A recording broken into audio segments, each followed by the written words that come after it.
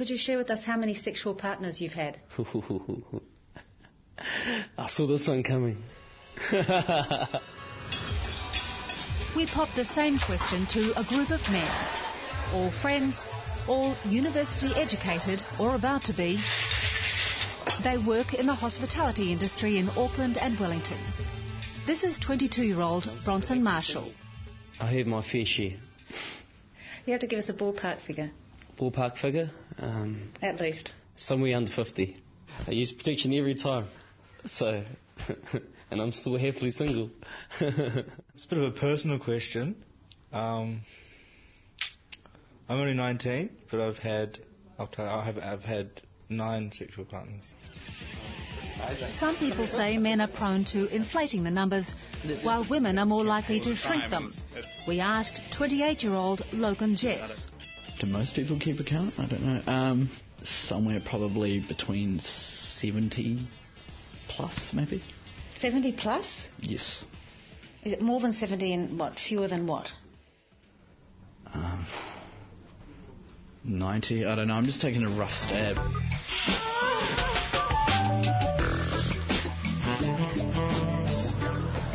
We put it to them that New Zealand women have been labelled the most promiscuous in the world. At first, the responses echo those of the women. Maybe New Zealand women are just more confident and just more open and just more relaxed with their own femininity. I don't think it's a bad thing or a good thing if that's just the way it is. Women are starting to have careers and they're travelling abroad, and so therefore the opportunity for them to have sexual partners is a lot higher than what it was in the past. Because New Zealand's such a small place, so it's quite difficult to have a large number of sexual partners without them knowing each other. Like what I experienced in Mexico was something completely different with the girls over there. Like, I mean, they may have the sexual urges to have sex with someone, but they won't because the girls are more about reputation. And how does that compare to here? Well, here it's a lot more open. I mean, New Zealand was the first country to have the female to vote, for example. I mean, we're sort of, I don't want to say we're leading the world, but I mean, you could say that in a way. No longer dainty hands and pretty dress. Steel now for the guns. Through the decades, New Zealand women have fought to at least match men at any task. No longer lily-fingered loveliness. Steel fingers now, dirty fingers now. Now it is women working for war. Now they're fighting to match men in the bedroom. Are they judged? I mean, would you sleep with a girl who's just come out of a relationship with one boyfriend, or would you sleep with the girl that's been around all your mates, you know?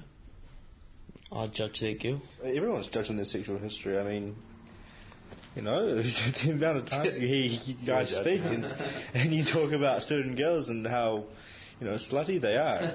Girls are judged. And I'm sure girls do the same thing about guys, you know? It seems to me that you're saying, from your point of view at least, the stud, slut terminology still applies. It's a sad. I'm not agreeing with it at all. I think it's terrible, but it's a sexist thing. It's always. I don't know if it's always going to be the way, but it is now. The past doesn't necessarily matter. It's whether you're willing to accept that past or not. I don't think.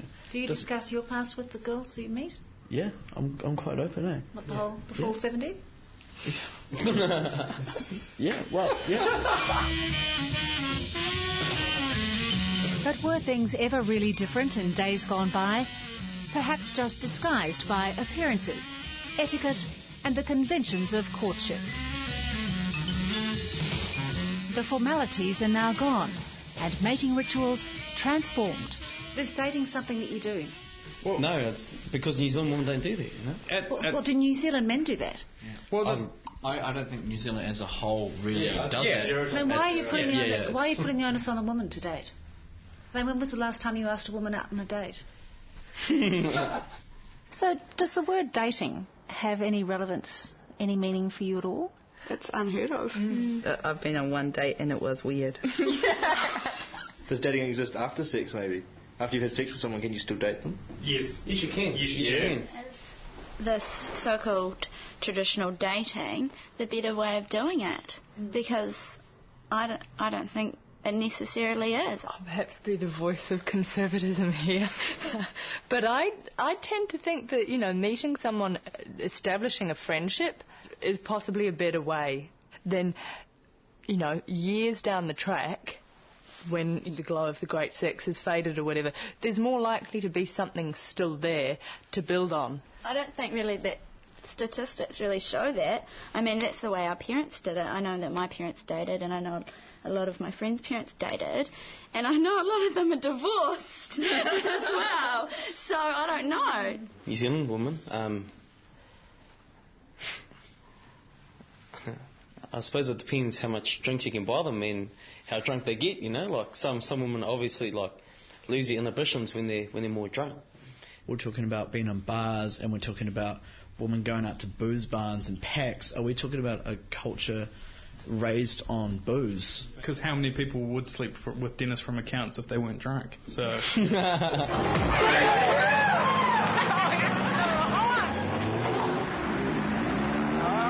Dennis from accounts. But what about Dennis? How much did he have to drink?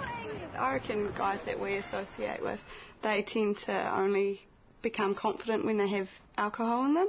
I think it would be really strange if somebody came up to, I don't know if you girls will agree, but somebody came up to you sober and said to you, I'd really like to take you to dinner. I'd be shocked. Yeah, you don't really know what to say. Because we're not used to it. Yeah, because we're not used to that kind of, I'd be really suspicious. So could you approach a woman that you were hoping to take home for sex if you hadn't been drinking? Yes, and probably not, to be honest. But probably just approaching them strictly to get them home for sex. No, I wouldn't. To be honest, I wouldn't. I mean, how do people get together in New Zealand? Usually through a drunken score. So that's not necessarily. So if drinking is the means to the end, what is it they're actually seeking? Pleasure? Empowerment? Something else? I would, drunken score because I wanted to feel wanted. The actual physical side of sex necessarily on those occasions wouldn't come into it, necessarily. One night stand sex is really, phenomenal sex, I think. So why do you do it?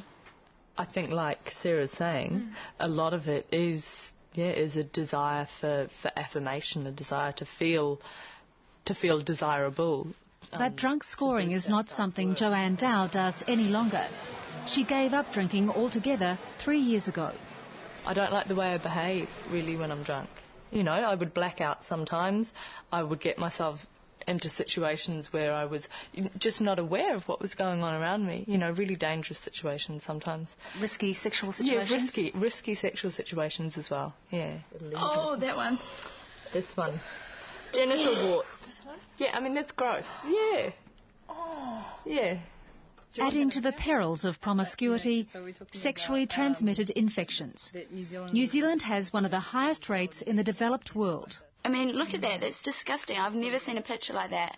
Oh, for the love of God. No, I've had... The men and women said while they usually practiced safe sex, all of them had unsafe sex with people they didn't know well. But they hadn't seen photos of the possible repercussions. Oh, mate. What is that? You do question yourself in the morning after. I mean, why have you had unsafe sex? You just get caught in the moment, don't you? I mean, it sounds so terrible, but I mean... False sense of security. Exactly that. We're going to always have sex, and we're going to have sex with a lot of different partners. The discrimination around that and the negative connotations towards promiscuity, that creates STIs because women are too afraid to go into a supermarket and buy a packet of condoms. Yep. They're too embarrassed to talk to their friends and say, I think I've got a problem. Do you not discuss it? Do you not ask that Of course question? not, because it's an embarrassing, disgusting subject. In sex, as in most things, it's cost versus benefit. It's empowerment versus the prejudices of the past. It's something to talk about. It's just a number. So how many partners have you had? About 35. I haven't kept count necessarily. Deliberately? Probably deliberately, yeah. Probably deliberately. It's like you get to 20 and you think, oh, God, I've got to stop counting. So do you not feel good about these experiences overall? No, well, I want to feel good. That's the thing, I want to, but I still live in a society that has not yet got to a point where it's saying, yes, you are sexual people and go for it and that kind of 35, congratulations. Yeah, exactly. Why aren't we saying that? Men are saying that, Yeah.